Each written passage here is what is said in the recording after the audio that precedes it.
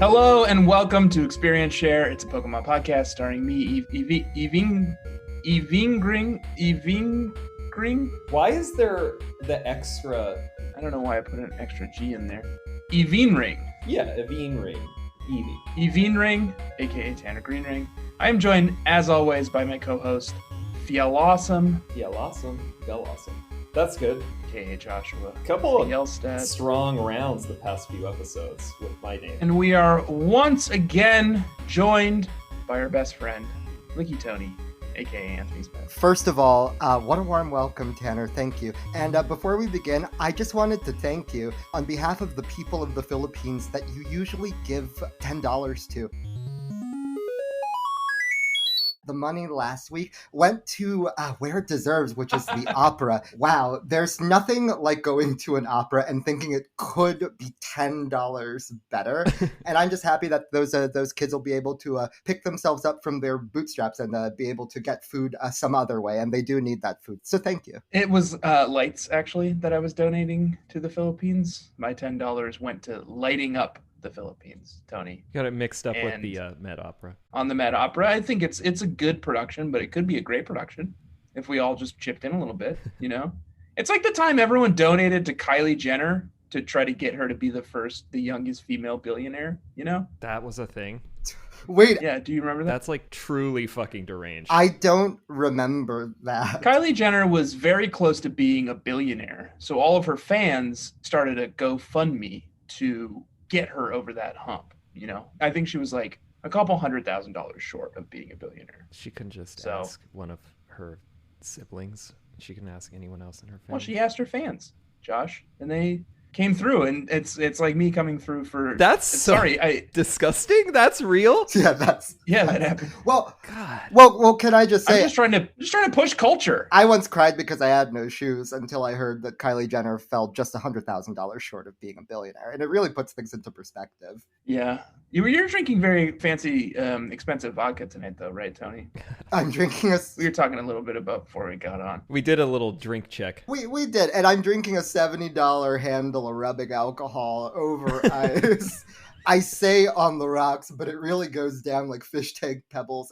But it's a wonderful thing. When you are too depressed to put two different things into one glass, this really does the trick. It is a vodka rocks, everyone. Why bother with the glass? You know? That's true. That's just a dish you got to clean later. Yeah. I think that's Put some cubes in the handle. Well, you know what it could be, too, is you just pour it on the floor, and then it's a race against time. You've got to drink it before it scatters. That stuff will evaporate like that, you know? It'll evaporate. It'll scutter under the refrigerator like a runaway roach, and you just got to go for it. This is a Pokemon podcast. We play each Pokemon game, gym by gym. What a transition. Week by week. We are currently playing through the end game of Season 4B, playing through Pokemon Soul Silver, Heart Gold. Soul Silver. Tony, it's your first appearance on the show this season. Tell us about your character. Tell us about your journey so far. You're coming in late. And are you nuzlocking? I am nuzlocking. Wow. Respete. Yeah. So I usually go high concept. I went a little bit, or actually a lot more low concept this time, but I'll talk you through it. I am Academy Award nominated actress Rooney Mara, and I've just been cast in a gritty Pokemon movie that's meant to recapture adults. And so what's different about this one? It won't be animated. It'll be like Detective Pikachu and sort of in that like half human actors, half Pikachus and Torterras. Sure. The concept of this movie is it's a gritty drama about a woman named Trixie who was separated from her parents at the age of 1, and she grew up in Viridian Forest, raised by Pokemon, and she had her little locket that said Trixie on it. So she thought, oh, I'm a Pokemon named Trixie. All I can say is Trixie. So like all she says is Trixie, and like all her Pokemon are named Trixie, and like every single like thing that she can name in this game, she just names Trixie. So yeah, we'll talk about that more later. And you know, like I know that that's not as much of a thinker as I'm used to doing here, but that's This is a real plot of a Rooney Mara film? It is the real plot of an email that I sent her for what a film of hers could be. Sure. And then you were blocked. It occurred to me that I don't think I've seen Rooney Mara in anything since Carol. You don't need to see her in anything else. And I was thinking, what has she been in since? Turns out quite a bit. She's been in several movies since then, but I haven't heard of any of them. So I think regrettably, her star is on the decline. And that's what Trixie sort of gets her, is that she can method act her way back to, if not the Oscar, at least, the Slimy, which is the Kids' Choice Award for a serious role. Sure. Yeah.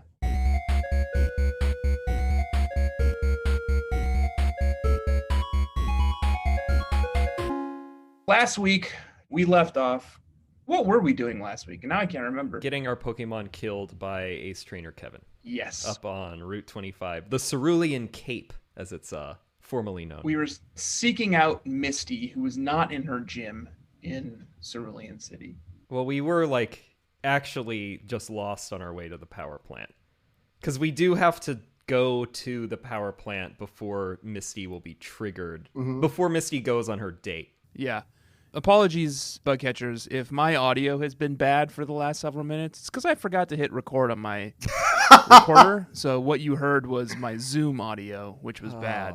Come on. Can I say, speaking of bad audio, if my audio sounds better than you've ever heard it before, it's because Josh dropped a hint that my audio wasn't up to snuff the last two times, and the way that he dropped it. I think I said it. Well, you didn't say it explicitly either. What you did was you sent me an Amazon link for a microphone, just out of the fucking blue for a microphone. No context at all. You sent me the link, and you said, "This is the one that I have, haha." And I've been thinking about that. I love the haha. Used to have. Oh yeah, you look at this shit. Haha. He just pointed to a Megazord that lives in his apartment. It's really disgusting, everyone. The Dragon Roost is back up. That's true. The Dragon Roost is back. Yeah. Josh's new office setup and his new podcast studio setup. He's got his dragons back behind him on this little ledge. It's cool. Yeah, it is cool. Makes me jealous. Makes me wish I had a collection of things behind me. Well, you've got Jar Jar Binks and nothing else, and I think that's really strong. So we were headed out to the power plant, Joshua, last time we met, but we didn't make it all the way there, did we? No. Is that where we start? Well, no, your notes are a mess, Joshua. So I did it differently, but I did Joshy, take the wheel. I'm going to sit back in the cut. Joshy, take the wheel. There are two ways that you can go about doing this, and according to the walkthrough, what you're supposed to do is from Saffron, you head east, and then you go on Route 8, and then you go through Lavender Town, and then you go north through the rock tunnel. Ugh. I didn't do that. I did it the opposite because I was in that. Cerulean already, and I did Route 9 power plant, And then the rock tunnel's right up back there, to too. Cerulean, and then I did rock tunnel separately. So, it's a mess. Yeah. I also had to say one thing before we even get into it. I did the SS Aqua a couple of times. Unnecessarily. Because I needed to train. You're saying it's a training opportunity, I had to right? train my new Mon. Okay. And you can run the SS Aqua back from Olivine and Vermilion once each, and there's new, slightly better trainers on it. Sure can. And I have to call it out because if you don't know that, it is a good training opportunity. Yep. But also, this is where I saw Joshy's Sweetie, and I have to do it before we really just start steamrolling through this whole thing. Please. Okay. And it's Octillery. It's Fisherman Jonah's Octillery. God, Josh.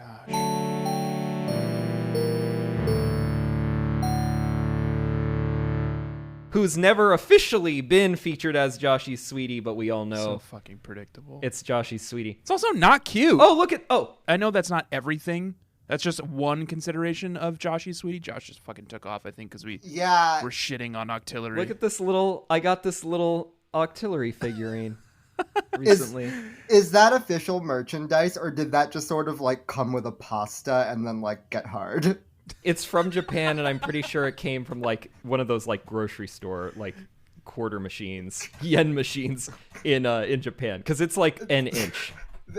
It's also hold it. There's hold very it. little Octillery merch because Joshua. Octillery Hold doesn't it. get the respect that he deserves. This The respect fucking- Hold it right up against the camera. I need to see it again. It looks, and I don't want to insult you. This is something that you've spent your money on. $5, all the way from Japan. Joshua, it looks It looks like shit. I know. I'm a little disappointed. The Pokemon Company did not make that because A, it doesn't look like they did, and B, it doesn't make sense for them to spend any money on a fucking I was like auxiliary dog. I was like upset because they have never put out like an official auxiliary plush, and they finally did, and I went on PokemonCenter.com, which is a surprisingly robust selection of high quality goods. Tons of content. But it was like, $15, and I was like, I don't think I want to keep having plush. Like, I have a few plush Pokemon. Yeah. And I was like, let's see what eBay's got. And then it's this fucking, like, dime store auxiliary here. And were you the first to bid on it? And were you the last to bid on it? Oh, I just bought it now, baby.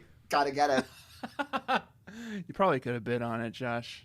Probably gotten a little cheaper. Yeah. Josh, I really like it. As someone who likes popular Pokemon, I don't know that struggle, but it's really nice for you. Anyway, it's my sweetie. Wait, I Googled auxiliary for some reason. I think sometimes I just compulsively Google things as everyone else is talking. Mm-hmm. Yeah, I think that's true. Is there such a thing as Gigantamax auxiliary? Because someone has drawn one, no. and it looks cool. Wait, can you drop it Yeah, in just the send Zoom that. chat? But there isn't one officially. A lot of people, the like wholesome version of Fur Affinity is that people will draw Gigantamax or like mega versions of their favorite Pokemon that don't like officially have them. Oh, It's just a big like squid. Oh yeah, That's it's like a cool. giant squid. Hell yeah, my concept for it would be a sort of like we're gonna upvote that. a red coat type thing with like a musket because it's got to be British too.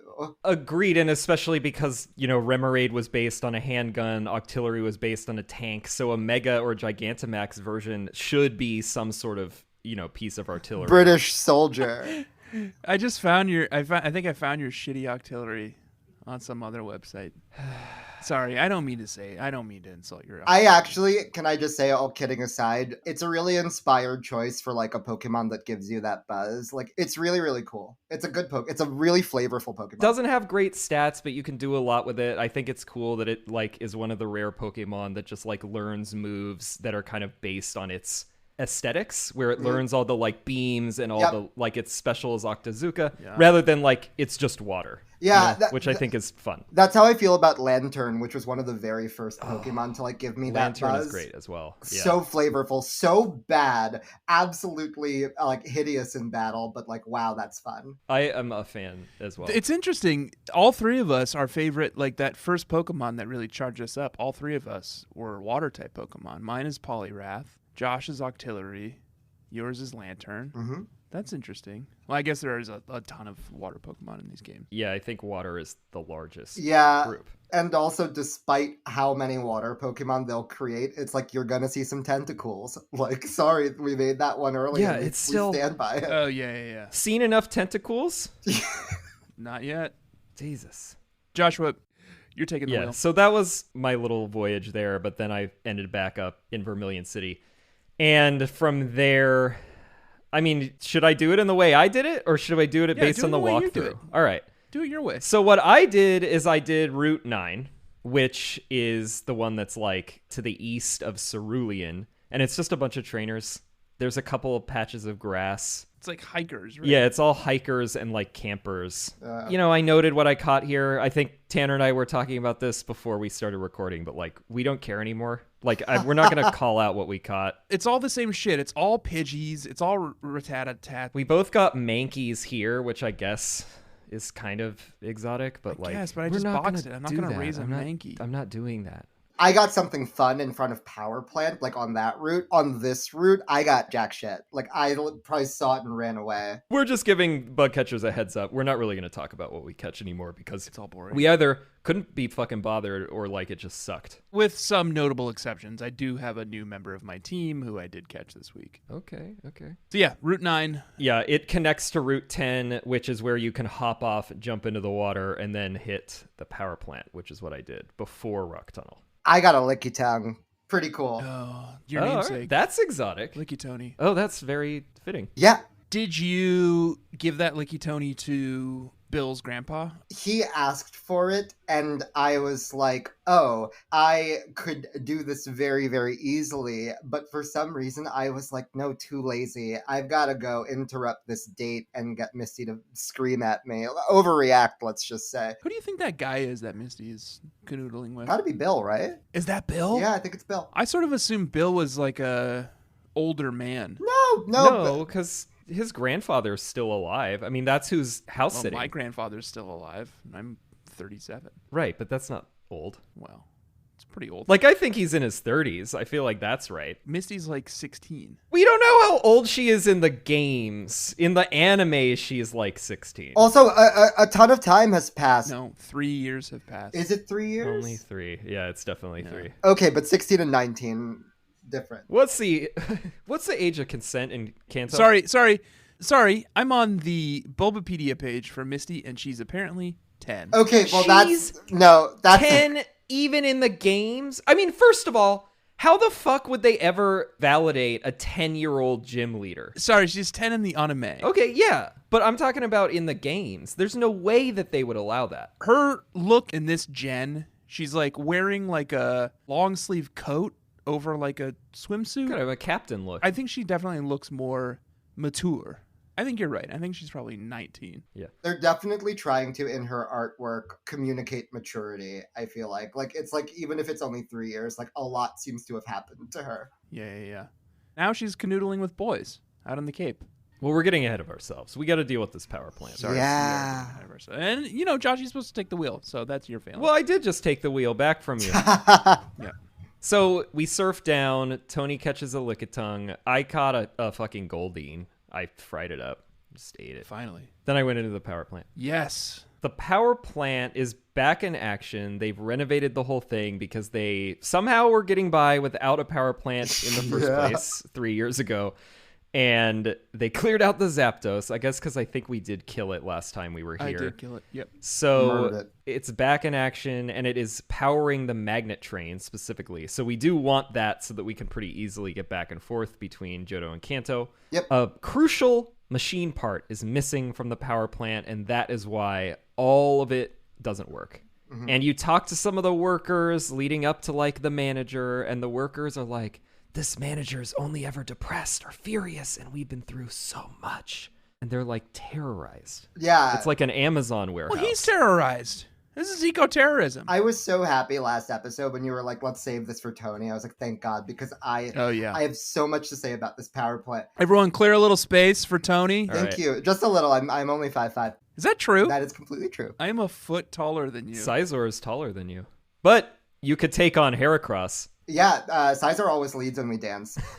But this power plant was very flavorful for me because I realized going into it, I was like, there is something immediately different that I don't think that we saw in Johto, and it was that the place is swarming with cops. Like, there are so many of them, and it made me think, like, Johto has defunded the police to such an extent that, like, when a, like, radio tower gets taken over, it's just civilians screaming downstairs until, like, you're like, I've got a little free time right now. Let me think. Until a 10-year-old boy comes and's like, yeah, I'll take it. Let me figure this out. Or, like, later on right. during the Lake of Rage. Wow. And then they all had to go get jobs over in Kanto, and it's a police state. Firebrand Tony comes on, starts railing against defunding the police. I am not. Blue Lives Matter here. I'm not railing against defund the police at all because hey, cab. It's just the difference between like the flavor of like figure this like radio piracy takeover situation out yourself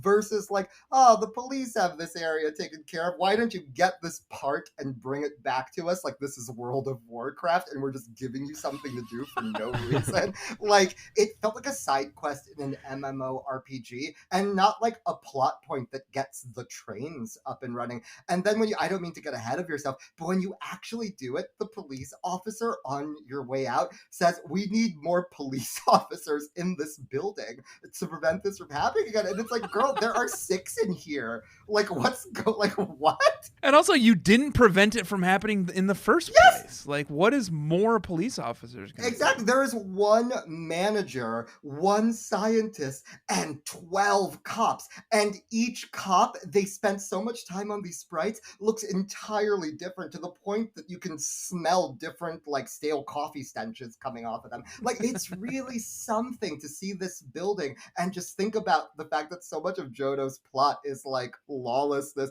and Team Rocket being like, do people care that we're, like, doing stuff with slowpokes? Like, it's really something. Wow.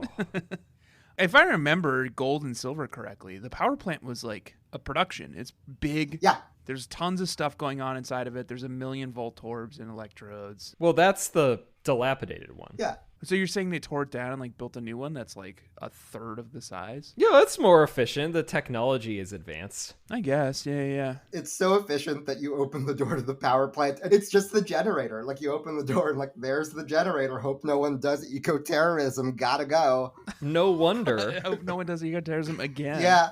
I will say, too, I have more questions than answers based on the depiction of the thief as a foreigner from Johto in this wild, broken English. Agree. I do think that that's problematic. That's a very weird choice that they made. So after you leave the power plant to look for this machine part, you go back to Cerulean City, and then, like, you run into this quote-unquote foreigner who speaks in broken English. And it's, like, made to be very obvious that he's the criminal. Yeah. But he's the only one who speaks like this. And it's like, what are you saying, Game Freak? Anthony, did you say he's meant to be from Johto? Yeah, that was the thing about it that drove me insane, was that it's like, he's like, foreign country from, am I? And, like, you sort of get into this Charlie Chaplin routine with him, where, like, he's like, I've got to evade your grasp, so he, like, hides in the middle of this two-person conversation, like, right in the middle of it. Yeah, he breaks up some date on Nugget Bridge. I don't know if either of you talked to that couple after you beat this guy, I did. but they're huffy about you interrupting them. They're like, hey, we're trying to have a moment. It's like, yeah, you're an accomplice. I just saved your life. You were in The citizen's arrest. but it's even more confusing when he says he's from Johto, because it's like, are you talking like that to people right now? Are there two different languages? Like, it really made me think about stuff. Yeah. I'm thinking about it now, and I don't really have anything to say. I have goosebumps. It's like I read a spooky story online. Thank you, Tony, for enlightening us. Yeah, thank you. Of course. So you go and chase this guy down. He is hiding between a couple, looking at the bay above Cerulean City on what was formerly Nugget Bridge.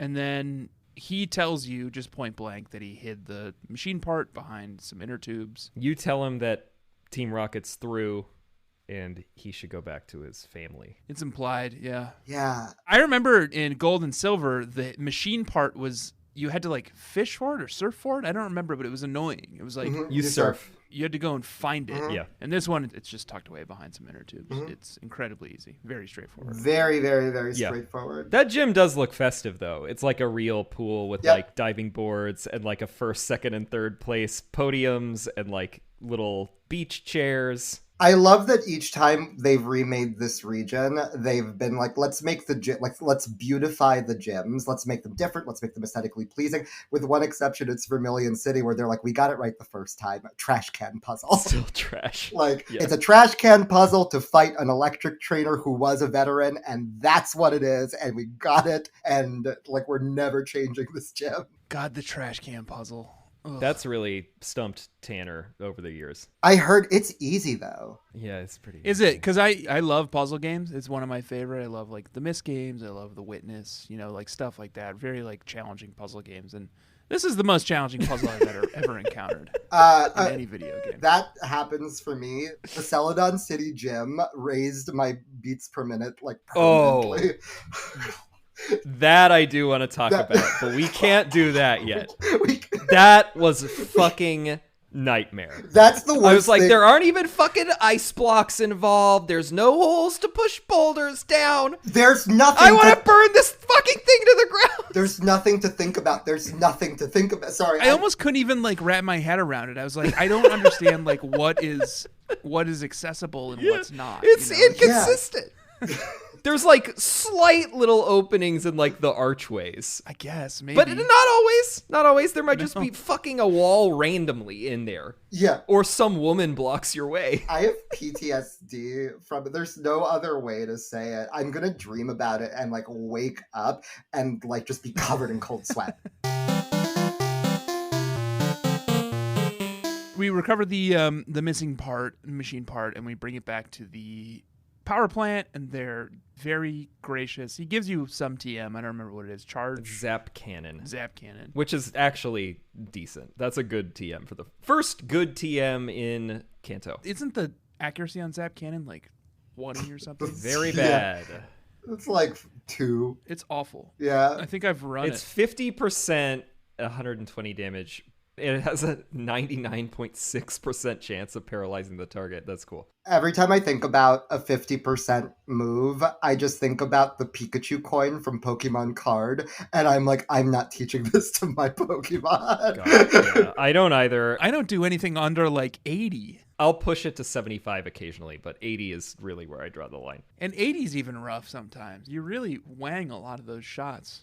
Yeah. Even that high. So, for example, Octillery, but other Pokemon learn it as well. But, like, you know, Lock On makes it so the next move always hits. And Octillery can learn Zap Cannon. So I have done that before. Lock On's a good way to get earthquaked. Like, just... Definitely. But, like, if you're doing it to a Pokemon that isn't electric, like an Octillery, Earthquake's probably not going to kill it anyway. Yeah, but an electric, it would be dumb. But it's a 50% probability, so the idea of spending one move... Like, you're just, like, spending one turn to make sure why the not second just one use is... it Yeah, twice? why not just use it twice? I see what you're saying. Sure. I like to improve my odds where I know one of them is going to hit rather than, like, potentially both very easily are not statistically hitting. That's the chance, Tony, but you know these Pokemon games, like yep, again, that Pikachu coin, which now that I think about it was the first cryptocurrency, that Pikachu coin like that literally watching 4 go up and no Pikachus come down was like one of the worst things of all time, and it's just always God, I can picture me. that, man. Yeah. That game cheated. Oh my God. That game cheated, which I discovered when I was trying to cheat one time. Yeah, wasn't that when you... I kept reloading my save state, yeah. and it always came up tails. Holy shit. And I was like, oh, the game cheats. The game cheats. It cheats its rolls. Yeah, the game was Mayor Cheat. That's right. And, you know, I did discover that Mayor cheating, but that's okay. You know, that's like a white hat hacker. You guys know that? Where it's like, I'm hacking to help you discover the flaws in your security. Yeah. Right. So ultimately, you're doing a good thing for all of us. Yeah, I'm doing good. Yeah. A white hat hacker once hacked me unsolicited to tell me that my address was on my Instagram on an envelope on my dining table, and they zoomed in on it. Oh my God. Yeah. When the Nazis were coming for me, they were like, just so you know. I hacked Explain. You. Explain. Oh, the Nazis came for Tony a few times. The Nazis came for me all the time. They couldn't figure out that I was brown, though, from my name and their complete laziness. Oh, they must have hated that. They would have come for me so much harder. But, like, I used to report on the alt-right. I do not do those things anymore. But one of the things that they don't tell you is that you'll kick a hornet's nest and they'll come for you. So in a very, very nice way, amid this, like, deluge of shit that I suddenly found myself in as a result of filing a story, a very nice white hat hacker just told me every single vulnerability that I had, but the one that really stuck with me the most was I zoomed in on your table and an envelope with your address was on it. Wow. Yeah. It's fucking insane. You're also weirdly the second person we've had on this season who raises the ire of the alt-right. Yeah. It's you and Ryan Broderick. That's our theme this season. I was actually on Ryan Broderick's podcast with Katie Natopoulos at BuzzFeed Internet Explorer to talk about this very story I'm telling you now. Oh, nice. So there you have it. Well, check that out. Wow. No, dude, please don't check that out. Okay. That was my first ever podcast. And go check out that Instagram post from Tony where it has his address on the table. Oh, it's go check it out. And if you can still read it, send me a letter. A letter. Show up at his place. Send him a printout of your favorite fur affinity image. That would take me weeks, Joshua, Yeah. to land on that. If you're already busy enough, you can't do that. Yeah. A, please don't do that. B, all of our addresses are so easy to find anyway. It is what it is, but like if I get letters that I don't recognize, I am never playing a Pokemon game again. I don't know if that's an invitation to letters or not, though. I know. I'm like, is that a threat? Please don't or do an that. invitation? He's one of our favorite guests. Please don't drive him away from Pokemon, people. Thank you. Instead, Where are we, Josh? You're supposed to be taking the wheel here. we get dragged into the rock tunnel. Yeah. Thank you. Dragged to hell.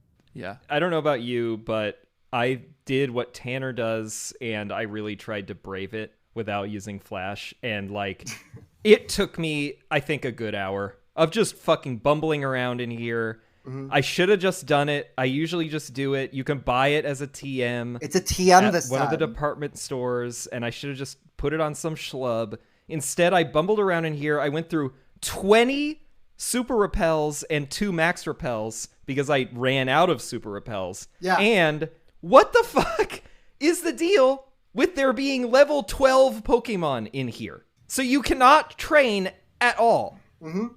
Yeah.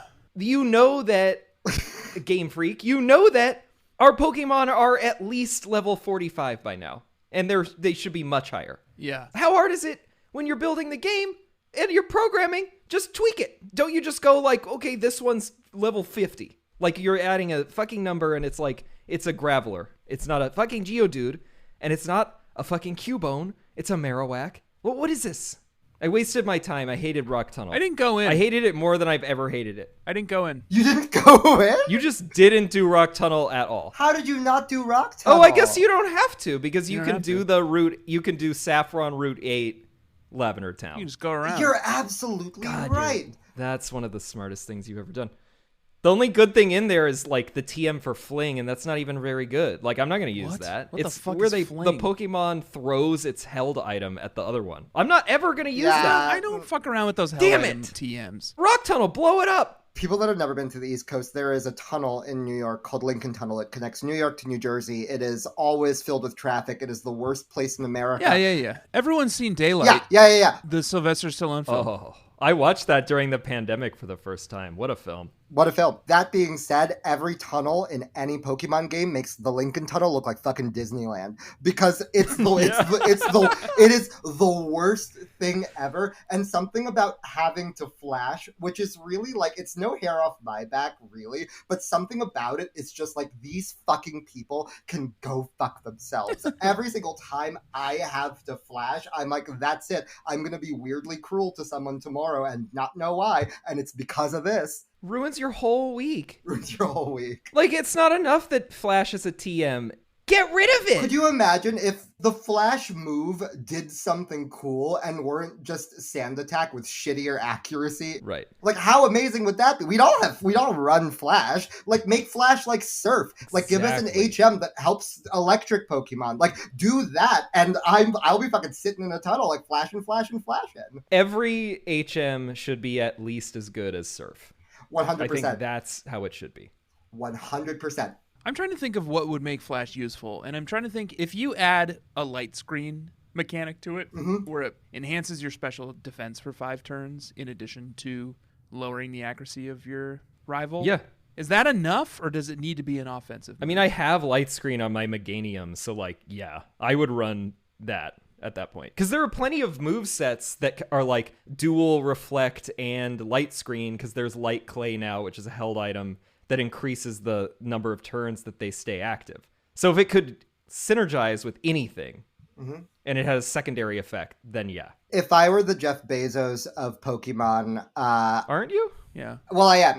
Don't sell yourself short. If I were not At least the Mackenzie Scott. if I were not under embargo from revealing that I am the Jeff Bezos of Pokemon, one thing that I would do, like again, to Josh, you put it perfectly. What Surf is to water Pokemon, each HM can be to a different element. Like Yes. a lot of them are fighting moves. A lot of them are normal moves. One of them is actually like 3 of them in this game are water moves. You can make it so that each Pokemon type has a way that it affects affects the real world. And that's so flavorful because it makes you get different kinds of Pokemon. You can sort of like lock it in to like making it so that it has to be the sort of the stab move, but like you can make the iconic move for each type that thing. And like it already makes you think about like, oh, any Pokemon can cut, but like it feels cool to surf on a water Pokemon. It feels cool to fly on a flying Pokemon. It's like, what does that look like for electric or grass? That's cool. Yeah, it would be fun. It'd be fun. I also think though, like even Cut is a good example where it's like my Scizor equipped with Cut should be able to do like a shitload of damage with Cut.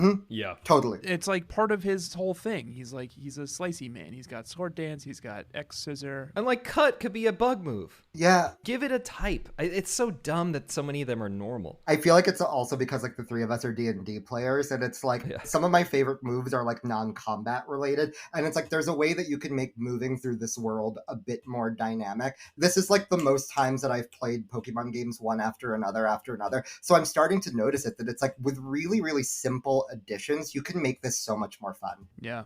Yeah, I love that idea. That's a good point. Think about that, Pokemon Company. Think about that, Game Freak. Joshua, speaking of Game Freak, are we there yet? I mean, we cruised through Lavender Town. Why don't you just give us the top line highlights Just on some Lavender Town? quick talking points about Lavender Town. Yeah, Tell well, us. they bulldozed. After this break. Yeah. God, you fell for it.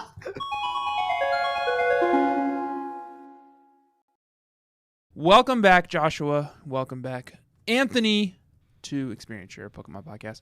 We are headed to Lavender Town. You two took the tough route through Rock Tunnel. I just walked around. Yeah, it was smart. Yeah. I don't really have anything to say about Lavender Town. I mean, there's a radio tower. You get the expansion card to listen to the radio after the power's back. There's a tasteful... Oh, the House of I don't know what you Memories. call it, like a memorial. Yeah. Yeah. Mr. Fuji's new mausoleum because they bulldozed It's nice. the old one It's nice. to put in the It radio looks tower. nice. Can I say there's a circus building in Lavender Town, and yeah. you step in and you're in the coolest fucking room in any Pokemon game so far, and you're like, what's this gonna be? And it's the fucking Name Raider, and it's like, what? Yeah. Don't they just usually put you in like a shack by the sea? No, he's got new digs. But why? It is a funny thing to have invested resources in. The Name Raider and Johto had the same circus tent. I guess they could at least then they just, stamp it on the tile set. But it is in the first place like funny that they were like, let's put in a few $1,000 on like developers' time to make Designing these assets. the Name Raiders house a circus tent. Sabrina, who is actually psychic, has like a room that is a square. And the Name Raider, who tells you, oh, that's good, like has a circus with like wild cosmic shit in it. There's also 2 Name Raiders in this game, which is interesting. And I think they literally just wanted to get the most bang for their buck on creating this tent asset. But Yeah, yeah, it looks good. It's cool. super cool. Mr. Fuji's kind of weird if you approach him at the memorial site. Oh. He talks about how he has apparently like a whole underground catacombs full of like dead Pokemon bodies. Hall of the Dead. And you're not allowed down there. Yeah. And I think it's probably because it's dangerous, just like the Paris catacombs. I don't know if either of you have ever been to Paris. I have many Yeah, times. you've been talking about it for like multiple episodes. And I have been to the catacombs as well. I've been to Paris so many times that it's just like a regular thing that I don't even think about anymore. You're bicontinental. At this point, I consider myself biased. And the Paris catacombs are actually really, really cool. Scary, spooky. Yeah, ookie spooky. I like the one in Rome, the Franciscan friars. Oh, sure. I've been to Rome too. I've been to Rome too. I mean, Rome's my favorite city, but that one where they arrange them in like artful, like Bobby was like, I have to leave. And I was like, I'm going to hang out and really soak this in. You're like a Mr. Fuji type. The like art with the skeletons. I loved it. I really, really loved it. I love going to Europe and being like, where are the fucking skeletons? Yeah. Like, They got a lot of skeletons over there. My favorite European city is Berlin, but there's no catacombs there. Yeah, Germany doesn't have any skeletons in their closet. Not in Berlin. I'm with Josh. I'm Rome with like Budapest a very, very close second. Tony also gave me a great recommendation for Prague on my honeymoon. Prague slaps. Prague bangs so hard. And if you're talking about that butcher shop, Yes. that butcher shop is an intrusive thought that I have like maybe once a week, where like once I think about it, I can't stop, because that really is the best cheeseburger in the fucking world. I think that's true. Unbelievable cheeseburger. The only other landmark in Lavender Town is the new radio tower, which is taking the place of the old multi-level cemetery. Not a whole lot to do in here. You can go and... Well, it's locked down by the fucking police state again. Is it? Yeah. Yeah, you can't explore anything other than the first floor because of the Team Rocket. Oh, right. Yeah, you can't get up the stairs. They're all fearful of Team Rocket. You can talk to a gentleman in like the cafeteria who will give you the expansion card for your Poke Gear, which lets you tune into global radio, but that means that you have access to 3 radio stations. 3 more, yeah, in Kanto. But if I remember correctly, you can use the expansion card to play the Poke Flute tune to Snorlax now. That's correct. Yep, that's the key here. So we are headed back west towards Celadon. Yeah, so I know, Tanner, you did this differently, but this is my weird backwards route. Route 8 is just like a short route that connects Lavender Town to Saffron, and it's got a patch of grass, but you need cut to get into it, and like absolutely not. You're not going to go get your cut Pokemon out of the bank for this? So that I can get like a Rattata, my 12th Rattata. The outside edge is full of trainers, so what you really want to do if you're trying to level some Pokemon is take the outside route. I do have a trainer danger to issue, though. Okay. Oh. And it's for the Kanto Pokemon Federation.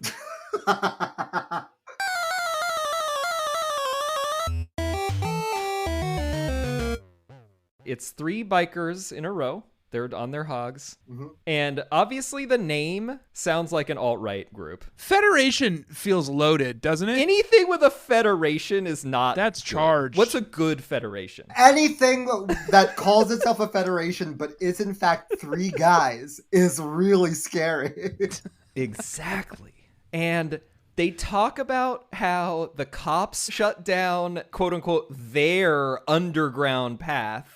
And like, Lord knows what is going on in this path. Yeah. And all their Pokemon are like coughings. It's all like toxic masculinity. Yeah. And then one of them, the last one, threatens to drive you under his wheels.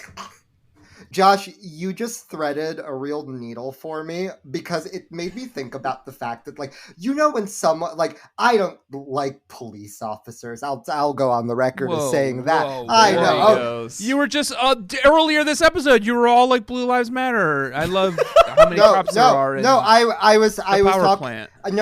That's a misquote. I was talking about how Pokemon Blue had Meowth in it. But the thing is, you know, when someone starts talking to you about how they don't like police officers, but you can tell from their energy, it's like, yeah, me too, but different reasons, girl. Like that's the scariest. Someone who doesn't like cops for different reasons from you is the scariest kind of person on the planet, and that's this federation. Yes. I don't like cops because they keep giving me DUIs. That's like what these 3 dudes are thinking. Problem for sure. Yeah. They did close down the underground tunnel though. Yeah, you can't use between Celadon and Cerulean, because there was too many fights happening in there, is what the guy outside the tunnel will tell you. Everyone kept going down there to battle. It's like, dog, I've been wandering around Johto and Kanto. Everyone keeps battling me.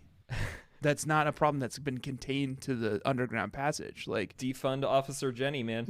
Why aren't the police policing the rest of Kanto? You know, it's gone to seed. We know where all 27 cops in Kanto are. They're in fucking Mayor Eric Adams' power plant. I was wondering, I almost did earlier, I was wondering if you were going to throw in that. I knew you would throw in the Eric Adams reference if I didn't. I was like, wow, we're an hour and a half into this taping and neither of us has said Eric Adams. I'm just going to go for it. Good. I was hoping you would. Yeah. And for bug catchers who don't live in New York, he's a former police officer who's running for mayor of New York City, and I do not endorse him. Yeah, whose platform seems to be the cops should run faster and be scarier, and it's like no one's saying that. It's like his platform is RoboCop. Yeah, I only would support a Robo Pikachu platform. Yeah. Well, and also say, because it is primary voting day in New York City when this episode comes out, please go and vote. You can check out where you should go via headcount.org. if you don't know where to go, vote. And Experience Share, a Pokemon podcast, officially endorses Maya Wiley for mayor of New York City, but you can rank whoever else you want. After Route 8, we find ourselves back in Saffron. Oh yeah, you go to the other side of Saffron, and then you're on Route 7. Oh, right, yeah. There's one tiny little route connecting Saffron to Celadon, and it's Route 7. And I wandered into the grass here, Joshua, I didn't touch it. and I caught a Pokemon called Murkrow. Okay. Wow, And you you got were him. fawning over Murkrow recently. The reason it's notable is because I didn't think there was anything that I wanted to have to do with this Murkrow. You know, I was like, I caught it, it boxed, and that's fine. I'm never going to run a Murkrow, obviously, right? Sure. They're cool. Honchcrow's cool. It's so funny. Josh has his sweeties. I do think Honchcrow's cool. Honchcrow's so cool, and it's like Josh has his sweeties, and like Tanner's got his like Ipecax, but like I can see you running a Honchcrow and getting a lot out of it, Tanner. We don't honor cool Pokemon because they already get enough press. First of all, I think you guys are greatly over-exaggerating Honchcrow's coolness. He looks like a Milady. He looks like a MGTOW. Okay, yes, a lot has happened to recontextualize Honchcrow's cool, but like, can't you see the year is 1998, like the president is Rutherford B. Hayes, and like baby Honchcrow is the epitome of cool. No, Honchcrow was introduced in Gen 4. But his spirit is antebellum. Like, you know what I mean? Absolutely. Absolutely. So anyway, I didn't think I had any business running a Murkrow, so I boxed him, obviously. Mm-hmm. But we will get more into that when we get to level check.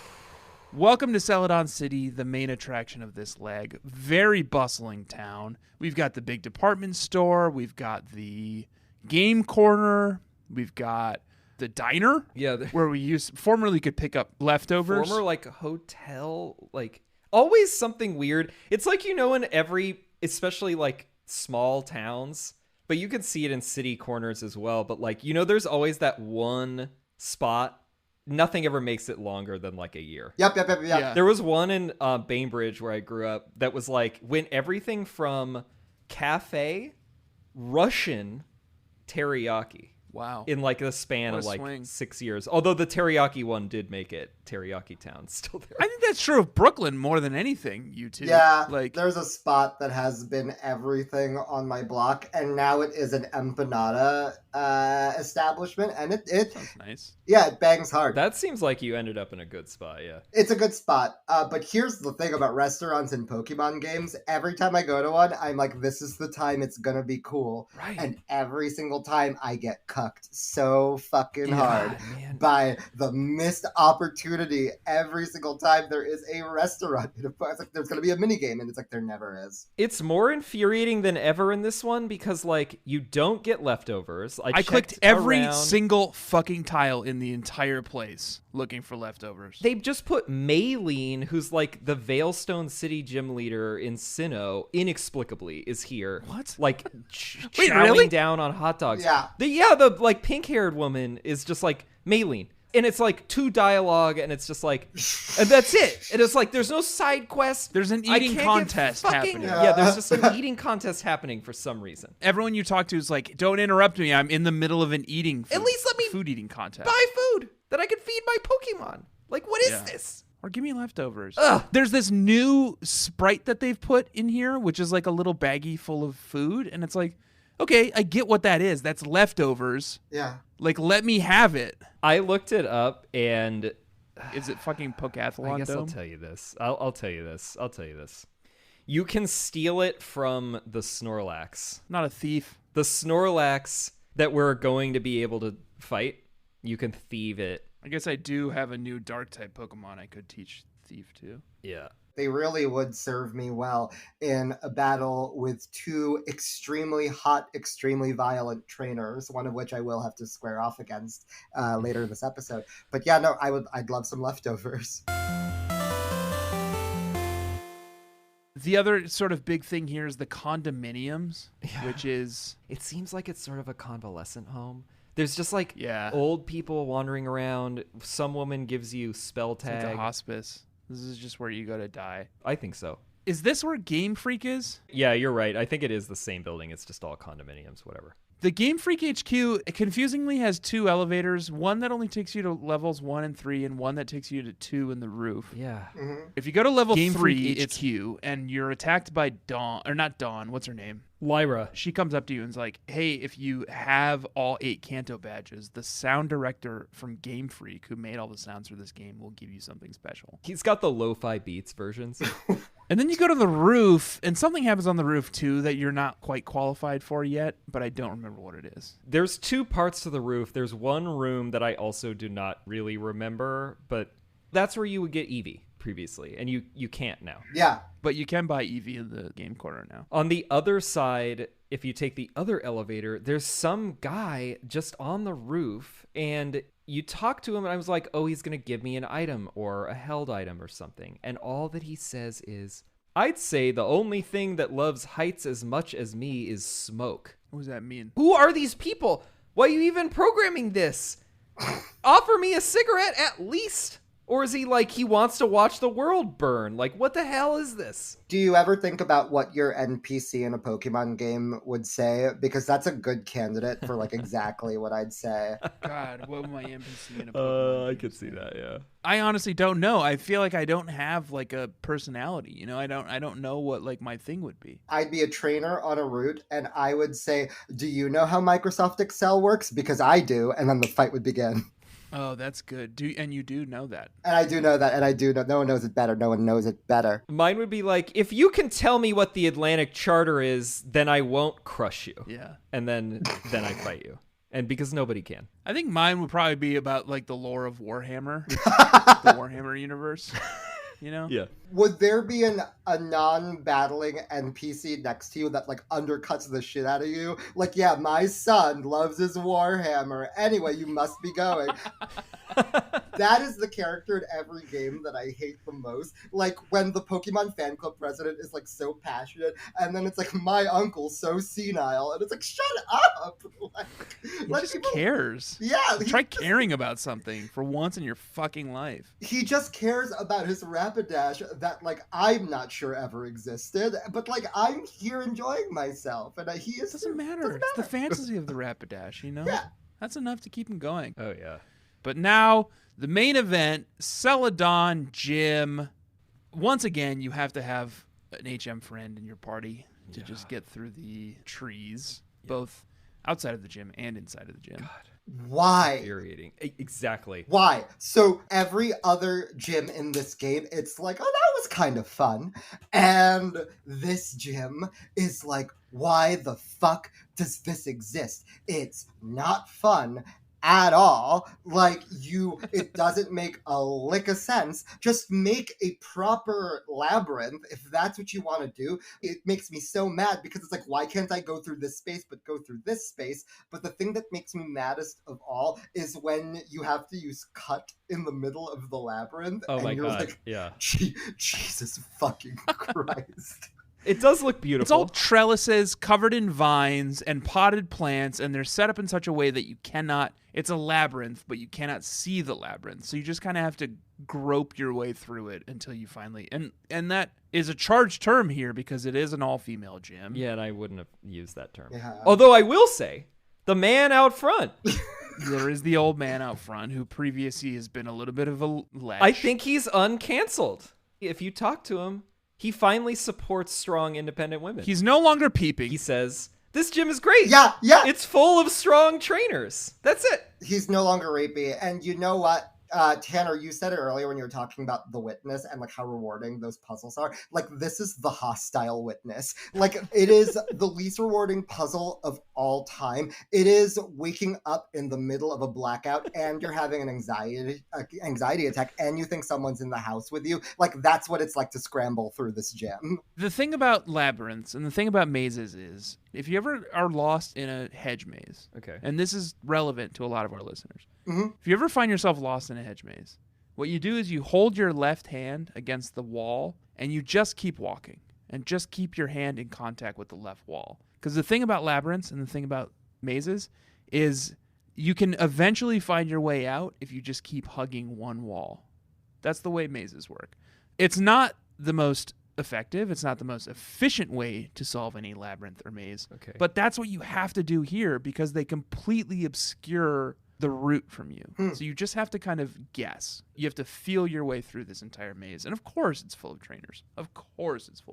Yeah, the grass gym. That's why this is happening. Right. They need a groundskeeper. Clean this place up. There's like a sprinkler that's just going like haphazardly off the whole time. I wonder if, in sort of the opposite of like the rock tunnel and the flash tunnels, I wonder if I would have gotten through the quote unquote puzzle faster if I just closed my eyes and played. And just guessed. Probably. It was something about the visuals and being like, I should be able to walk forward, but I can't. And like trying to figure out if there was a spatial rhyme or reason to it. That was the thing that fucked me up. I can see that. But you do get through it, especially if you have a overpowered bug type or an overpowered fire type like I did. The trainers are nothing. I mean, it was literally the maze almost made me quit the game. Yeah, Erika has no Pokemon in this game that's like, if you have a fire type, this is the one that's gonna fuck you up. Right. She has the weakest grass Pokemon of all time at like not high enough levels that like Ember wouldn't want to KO them. I mean, this is my overall, obviously, complaint about like this leg in particular, but what we were already witnessing, which is just like, I think they need to add more gating, actually, to all of Kanto. Yeah. There's just no reason that Rock Tunnel should have level 12 Pokemon. Right. You have to assume we just took on the Elite Four. You know, like you have to assume most of our Pokemon are at least level 50. Like her Yeah. Pokemon should start all the gym. Like Lieutenant Surge's Pokemon should start at level 50, and everyone should go up from there. Right. She's got a level 49 Jump Luff is like her open. Yeah. What are you talking about? Destroyed in one flamethrower. She's got a Tangela. Like, what are you talking about? There is a Pokemon that one of her gym trainers has, though, Joshua. Who's a challenging Pokemon for me. Oh, it was the finisher for me, actually. I think it's perhaps the ugliest, and this is saying a lot because you know how much I hate Gloom. You just said somebody else was the ugliest one. Dunsparce. Ugh. So the Dunsparce is pretty ugly. what's the Dunsparce. ranking here at this point? Well, at some point you just hit rock bottom, and they just just kept going. You know, like this Pokemon is just so heinous, and the new updated graphics did it zero favors. In fact, like did it a Negative disservice, favors, even more of a disservice. It's Carnivine, and it's my You Make Me Barf Pokemon of the week. Fucking heinous. It's awful. It's absolutely fucking awful. There's no redeeming quality. There's nothing that it's like they set out to design the most awful looking Pokemon they could. God. Who would run this thing? God. How could you live with yourself? The problem with Carnivine for me is that, like, it's the only Pokemon where the Digimon equivalent is so much cooler. What's the Digimon? Togemon, the boxing glove cactus. Oh yeah, the cactus. Oh, yeah. Yeah, Togemon fucking... Cool as hell. Everything in the Palmon line owns so hard, like, is gay in an entirely different way every single time. But, like, Carnivine sucks so much ass. So ugly. So I ugly. Just a terrible Pokemon. God, he sucks. God, I'm just looking at pictures of him. I So ugly. really hate it. Carnivine. It's one of the ones where, like, you look at any sprite, they're all bad. If anything, I'm looking at Omega Ruby Alpha Sapphire, it gets worse. I mean, that's even fucking worse. It's like a racist gingerbread man for a country that doesn't exist yet. I think it's vor fetishes. Yeah, probably. The only appeal Carnivine has is for vor fetishes. I can't They just want to be imagine any swallowed other up by reason. him. They want to be swallowed up by his big mouth. Okay? Yeah. And I'm sorry. I had to bring it there, but that's the only appeal. We're not looking it Yeah. up. No. So I beat Erika. 0 issues. I had Absolutely not. 9 tails at the front of my party. I flamethrowed my way through the entire thing. It was absolutely no issue. So easy. I eruptioned with Typhlosion, a move that is so broken in PvE. We should probably talk about our team. Speaking of Typhlosion, Well, we had to do and the. Nine We didn't Tails. even do this. We didn't do the Cerulean Gym. Oh, Oh, Misty. Let's just skip ahead. We fly there, whatever. yeah. You have to break up her date, which we've riffed about already. Mhm. You have to go up to the Cape. She calls you a pest, Yeah. and then she goes to her gym. Sex pest. And it's again, I just used Meganium and I pedal danced and the whole thing. It's like, what am I No, recounting? just use Executor. She killed me. She killed one of mine. Jesus, Tony. Who'd she kill? I lost a Magneton that I spent so much time leveling up because it was It was the first. I had such a bad Nuzlocke run through Johto, and Magnemite was the first bone the game threw me. The game would throw me a much bigger bone later, to be clear.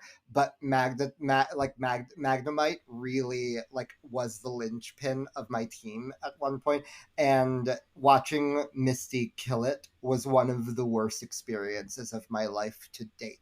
How did she kill it? I had to swap out my team's lead that she either froze or paralyzed or something. Like she got it down. Oh, because of Lapras, probably, yeah. Yeah, she got it down bad in a way that I like wasn't anticipating, because like its slam move missed like 3 times in a row.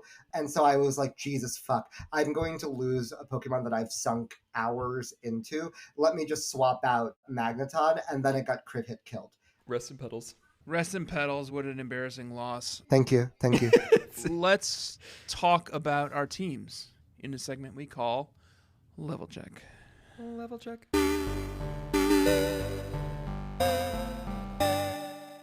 Tony, you're the guest. Mhm. We already know about this dead Magneton of yours, but who else you got? Who else you Yeah, got? sure. So there's my Typhlosion. His name's Trixie. Yeah, everyone's named Trixie, right? Well, And how do you spell Trixie? Trixie, and I'm gonna fill 5 minutes up revealing that each one's name is Trixie. Thanks. Level 63. Jesus Christ! Already in trouble? So here's something about me. I am a big phone caller of people. I love phone calling, and one of the things that I do extremely well during phone calls is just dissociate. Why are you calling people then? I love calling people. I love hearing voices. I think But it's then so you special. dissociate? Yeah. I dissociate when I get a call Yeah, because I don't want this to be happening to me. I turn on professional Tanner. Hello. But I think I'm fun to talk to. I'm a narcissist, so I think I'm fun to talk to. You walk through Victory Road and you just slam your disgusting pelvis into shit over and over and over again. You'll level up. So yeah, my Typhlosion is level 63. Okay. It's extremely powerful everywhere but Misty's gym. My mnemonic for that is T for Typhlosion and T for Trixie. Yeah. I've got a Pidgeot, level 49. Mnemonic is Pidgeot. Okay. Trixie. That I can deal with. Sorry, I didn't catch its name. Oh, Trixie? And what level? It's level 49. Okay, that's much better. Ooh, thank God. Yeah, give us some fresh meat. The 63 really put me into a panic state. You're not going to like this next one at all. Lay on me, string bean. I was having such a bad game, and then I was in that little dragon cave, and I was like, what are the odds that God will throw me a Dratini as the first thing I run into? And I got it. Dragonite, it's level 69. Jesus Christ, Tony. That's not nice. Not nice. And my mnemonic is, you know what I think is such a nice name is Trixie. That's not a good that mnemonic. nobody's gonna be able to kill. Like, it doesn't even matter what the rest of your shit is. Like, that's just gonna kill everyone. So let me make the case that it's not going to do that. Dragonite's move pool without breeding is kind of static. The move pool's pretty shitty. It's not the automatic stomp that you think it's going to be for a Yeah. Pokemon that is a sitting duck for a serious vulnerability. You also expect like a beefy little Pokemon like that to have 1,000,000 hit points, and it's not all that tough either. I have had so many close calls with this Dragonite eating shit from like an ice shard, and it's like, oh, okay. Yeah. I've got a Hypno, and the way that I remember this Hypno's name is, you know what joke is putting me to sleep right now, this Trixie one. Mnemonics are really falling apart. Tony is reading off a notepad, so I'm not, so he I am wrote all reading- these little jokes. No. Here, I'm showing the notepad to the This is screen his- right now. This is his tight 20. I'm showing the notepad to the screen right Okay, now. okay. I have It's scribbles. Well, it's scribbles, but you can tell that I've not written these jokes down. I'm doing them in real time. Okay. So Hypno, level 53. And here's the thing, Magnemite's dead. I had an Ampharos lying around. I had its sheep baby lying around, and I got it up, and I don't give a shit about this Pokemon at all. It's level 42. Oh, thank God at least not all your Pokemon are fucking 60. Yeah, I forgot your thing is that you also have like 1 or 2 champions, but you do not level evenly at all. I was leveling evenly, and then I had some deaths, and then it really discouraged me, because I was like, no matter what happens, I end up in the same place. Yeah. Last and least is a bee drill. Oh, you did what I was hoping I would be able to do, but mine died so long ago. What's the bee drill's name? My red-eyed bee. Actually, I don't remember what its name is. Sorry, I didn't. And there's no mnemonic? I can't read my own handwriting. I need it for the level check graphic. Let's just say it's Trixie. Okay. Actually, come to think of it, I think its name might be Trixie. Okay. What a happy accident. What's the mnemonic there? The mnemonic is T for that's a giant fucking bee. Sure. R for really scary, a bee is coming.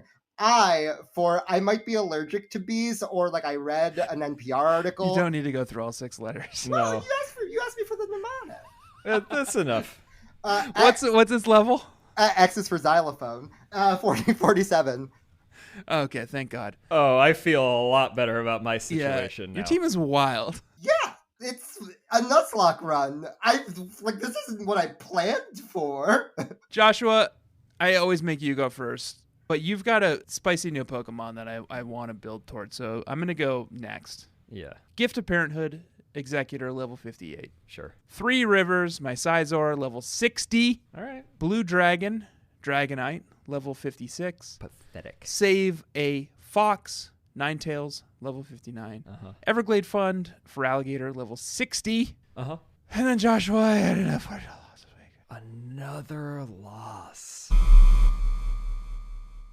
Let me take a swig here. Get ready. I was doing some training. I went back to the Elite Four to take the Elite Four on again to do some training for a new Pokemon on my team named Bug Life, a Heracross.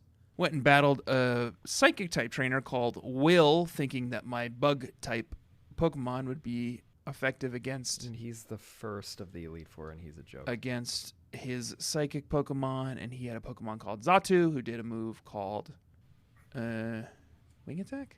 Wing attack. Yeah. Double super effective on a Heracross. Killed him in 1 hit. Heracross died? Bug. Birds eat bugs. In 1 hit. Yeah. Tanner. 1 hit KO on my Heracross. Rest in petals, Heracross, and enjoy the 10 pounds. buglife.uk.org. I'm glad that they got some money because they did have excellent copywriting, and it's a great organization. But Tanner, did you learn the lesson that it's a bug fighting type? Joshua. So a flying type move is double super effective against it. Joshua. And a bug move against a flying / psychic is only going to be normal effective because the flying cancels out the psychic. Joshua. Matchup mayhem.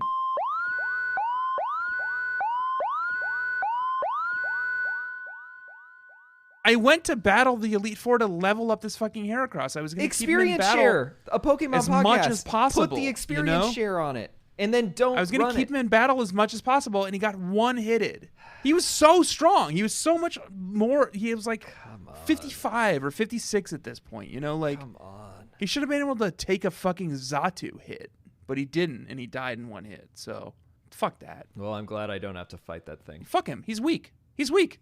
This is Darwinism, you know? I don't need that fucking weak shit on my team. Okay. What I did instead is I went to my box, I looked at what I had available, and I decided that the Pokemon that was most viable to join my team was Murkrow. Sure. And I spent many hours leveling up my last Pokemon on my team, Delta, who's now a Haunch Crow, because I had to go to the fucking national park and play the bug catching contest Yeah. 1,000 times, and you can only do that on Thursdays and Saturdays. Beautiful days. So I had to keep going on Thursdays and Saturdays to beat the bug catching contest to get a Dusk Stone to level up my Murkrow to a Haunch Crow, who's a MGTOW, milady.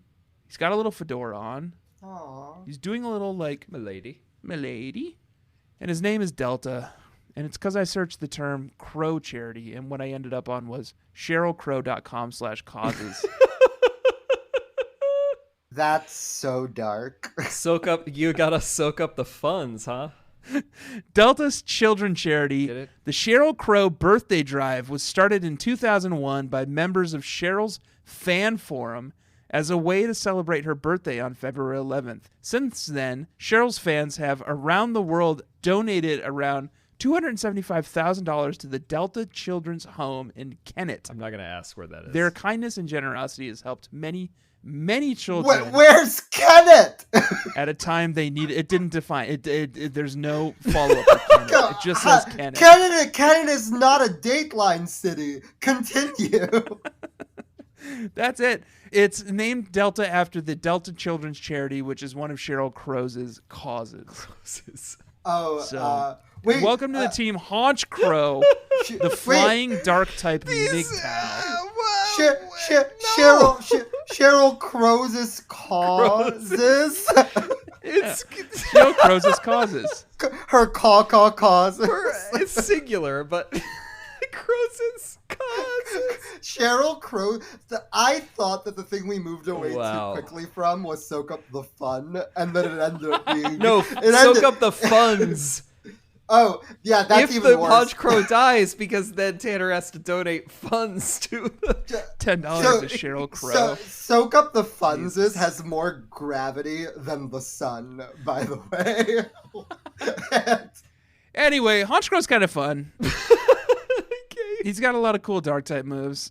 Kind of silly little Pokemon. He's the rare Pokemon that I think, oh, this one's better from behind. We really taken that witch hat. Yeah. He's all hat. Well, it's a fedora. The fedora. Yeah. I kind of have fun with him. He's kind of a fun little Pokemon, Haunch Crow. He knows some silly little moves. Yeah, when you were fawning over Murkrow recently, I think during the Elite Four, ironically, I looked up Haunch Crow and it actually has pretty good stats. Looks kind of interesting. Good HP. I look forward to crushing it. I'm running him. Joshua, tell me about your team. Fred Van Vliet, still leading them. How's he doing, by the way? Out. He's out of the playoffs. Sorry. R.I.P. Toronto Raptors had a terrible season. R.I.P. real Fred Van Vliet, but living and thriving is Ampharos, level 60. Yeah. Rosenkrantz, Meganium, level 60.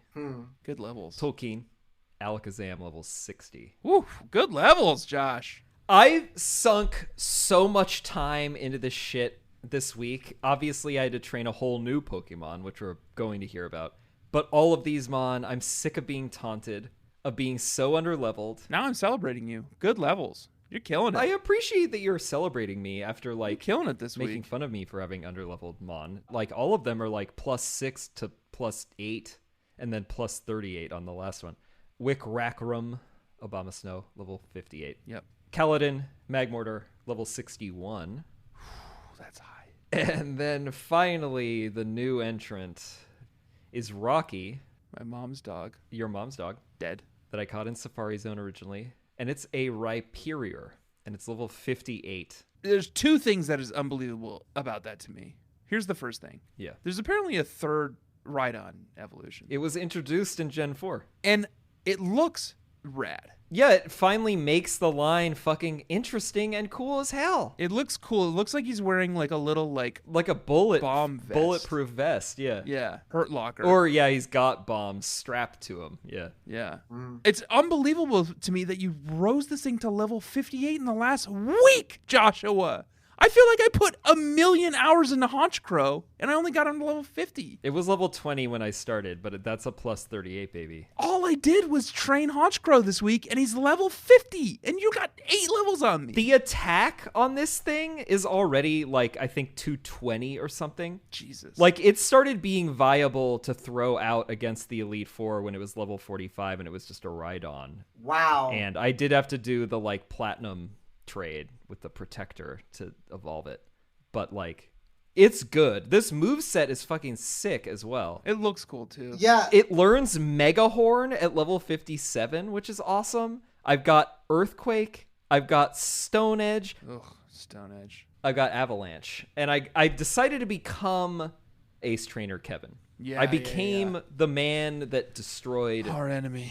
our Pokemon last week. We had a bug trainer tweet us this week to say that they also had some damage done to them by Ace Trainer Kevin. So he's a menace. I have that Rhyhorn sitting around. I was like, let's just do it. I cannot remember the last time that I've run a team with no water type at all. Yeah. But I'm loving it. I mean, I have to swap my Pokemon all the time to, like, be able to do anything out in the world. But I'm basically just running the Elite Four now. Right. So, like, it's fine. And, like, this thing fucking slaps. It's obviously slow as hell. Its speed's, like, 70. That's not your style, but No, but I'm trying it out. But it's just like you make it one turn and then it just lashes out and it kills whatever the other thing is in one hit. Tony, thoughts on Rhyperior? So I think Rhyperior, from a stats perspective, is one of the strongest Pokemon that there is. It has such a wide moveset. The issue is a combination of, one, its speed, and two, the fact that it's vulnerable to so many different things. Yeah. Oh, sure. It's ground rock? Yeah, it's ground rock, so grass, water, like really, really common. The grass, water, ice all do serious damage to it. The flip side of that, though, is that people don't necessarily ever expect you to be running a Rhyperior in Exactly. OU, so it can get quite a few kills off just on its raw stats alone, deployed at the right time. You know what it looks like? Looks like Ganondorf. Oh, yeah. It does have Ganondorf vibes. It's got like a big nose and a little pointy horn. Yeah, this is Ganondorf Pokemon. I love its name, too. I've got Rhyhorn, Rhydon, Rhyperior. That's so satisfying. I think it's cool. It is good. And we've shat on this line a lot in this show. And I think Rhyperior justifies the entire thing. Mhm. It's cool. It finally gets a very interesting moveset. I had Hammer Arm, but I recently taught it Avalanche Instead. because if you move second after getting attacked, then it doubles. And I think that takes care of some of its weaknesses. Did you get that lagging tail from one of those trainers early in the game, too? Yeah, I have Lagging Tail You as can well. throw that thing on it, too, and make it as slow as hell. It's already, Well, it's so, already slow. so slow. That's not what it's You holding. can make it so I'm not going to slow. say what it's holding, but it's not holding that. Joshua, you know what I would love to do? But it learns naturally Hammer Arm, Earthquake, Stone Edge, and Megahorn. That's All right, awesome. Now I'm tired of you beating off Okay, over your sorry. Rhyperior. Sorry. You know what I would like to do, Joshua, is I would like to take this thing on mano-a-mano in a battle. Yeah. And I would like to do it right now. And by right now, I mean at some point in the near future. Yeah. Because We started late. we don't have time. It's 11 p.m. right now. Aww. So we're going to take off, but we will battle now For you, bug catchers. for you all to hear. And we will come back in just a second to tell you who the champion of experience share is in the battle that Josh and I are about to do. And then the winner of that battle will take on Anthony Smith to see who the grand champion of this episode is. And Webby Award honored. Yeah, no. Tony Smith. Webby Award honored Anthony Smith. I was up against my Google Doc was up against actual video games, but I have to say I credit any shine at all to the love that the fans of this podcast have given me, which has been dedicated. We Oh, yeah. really elevated Anthony's Google Doc experience to a whole new level. Let's battle, Josh, and let's come back afterwards and talk about it, in the near future. All right. See you in a couple days. See you in a couple days. See you soon. Woo! Joshua. Spicy. A little bit of a spicy match. You won, which is not totally unexpected, but I took a few of your Mon down in the process. Yeah, it was a 3-on-3 for a bit, and it actually felt like it could have gone either way. And then I managed to... Whoever took out your Ninetales, that was crucial for me because my Abomasnow had been, locked up, and he was able to get unhinged as soon as the Ninetales was out. It was, I think, Ampharos, because I think I burned him on the way out. Oh, yeah. I thought about throwing Sunny Day down, which Ninetales knows, but then you had your stupid Magmortar still in the play, so I didn't want to give you an advantage. But maybe I should have, because I'm dead anyway. Yeah, they had, kind of interesting dynamics at play. I also had my Meganium set up a reflect and a light screen up front. Oh, yeah, that was pretty bad. The first 5 turns of the game, you were blocking everything. Or it was actually 7 because it's holding light clay. It's holding light clay? Yeah, hell yeah. Honchcross was surprisingly useful, even though he's only level 50 right now. Yeah, it took Got some out good Alakazam. Night didn't it? Slashes off. Yeah. Yeah. Fun little mon, my lady. And then Abomasnow came in, blizzarded 1 hit, and then you brought Yeah. up Dragonite, and then I blizzarded 1 hit. Well done, sir. Yeah. As Lord would say, you hate the cold, huh? But now is the true challenge, Josh. Can you take on Trixie and Trixie's 6 Pokemon, all named Trixie, and reclaim our podcast all rights to our podcast for us. Well, maintain. You have them because you defeated Alex Bug. Oh, sure. Yeah. So I guess Defend the you've IP. now reclaimed it from me. And this is a rematch from last time. Tony's levels are all over And the who place. won last time? You. Yes. You killed me with that fucking Sneasel in the Night Slash. Yeah, I swept you. Your level 69 Dragonite, Tony, is something to contend with, although his Obama Snow's Blizzard is something to watch out for. Oh, it absolutely is. And I'll be watching out for it. Yeah. I'll be keeping my eyes out. If I can get that Dragonite, I feel good. If I can't, I'm screwed. Josh has the parity. Tony's got the levels. Let's see who can pull this one out. Mm-hmm. See you in a second, butt catchers.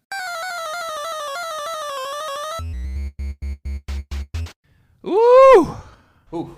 You know, Josh, the enemy, I think this is in the Bible, the enemy of my enemy is my friend. And you and I started today as, rivals.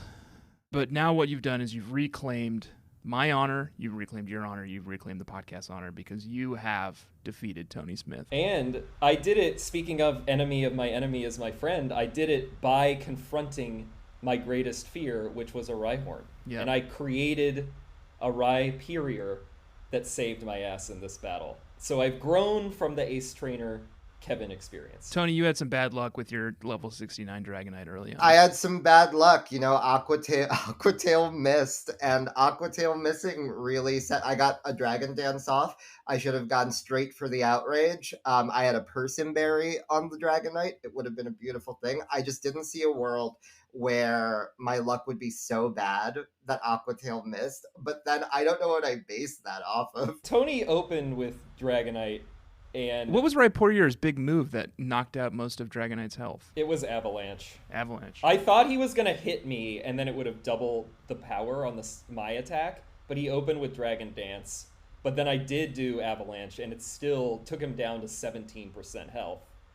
But then the Aquatail missed on the next turn. That felt so bad, and even if I pulled off something else, which I did not, it would have really that broke my heart quite a bit because I took out the Rhyperior, but I still had the Meganium to deal with. I still had President Barack Obama Snow to deal with. I still had a lot of things going. Alakazam. Yeah.